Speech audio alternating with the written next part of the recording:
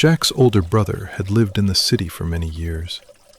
They rarely saw each other, maybe a few times a year at most. But that autumn, he unexpectedly arrived at the old house near the forest with someone else beside him, his son, Ethan. A thin boy in an expensive jacket barely looked up from his phone. While the adults talked, his fingers kept moving across the screen, as if he was afraid of missing something important in his virtual world. His father sighed heavily and said, "Maybe you can show him what real life feels like. He's forgotten what the forest even looks like." Jack only muttered something under his breath.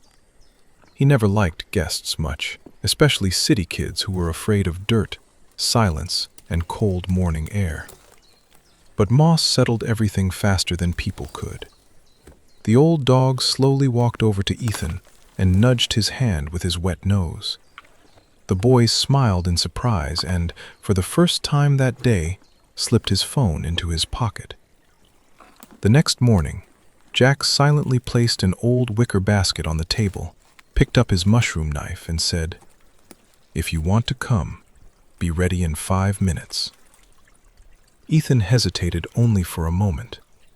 The forest welcomed them with cold dew, the smell of wet earth, and the quiet sound of trees moving in the wind. At first, the boy walked awkwardly. He stumbled over roots, slipped on wet stones, and kept asking, "Are we far from home?" Jack only chuckled. But the deeper they went into the forest, the more alive the old mushroom hunter became. He showed Ethan where porcini mushrooms like to grow, how to tell a good mushroom from a dangerous one, and how to read the forest through animal tracks, moss on tree trunks, and even the smell of the air before rain. Meanwhile, Moss ran ahead along the trail, stopping every so often to make sure they were following. Before long, Jack became so carried away with his own stories that he started showing off a little. "Near those rocks, I once picked more mushrooms than I could carry home. And farther up the ridge, I saw wolves once." Most people don't come this deep into the mountains. Not everyone finds the way back. Ethan listened differently now. His phone stayed forgotten in his pocket. They had gone much farther than they planned. Then, everything changed. The sky darkened suddenly. The forest fell silent. First came the distant rumble of thunder, then the wind swept through the trees. Within minutes, a violent storm rolled over the mountains. Rain poured down in sheets. The narrow trails turned into streams of muddy water. Moss began circling nervously around them, whining softly. Jack looked around and frowned. This isn't good. Then he remembered an old hiker's cabin somewhere nearby.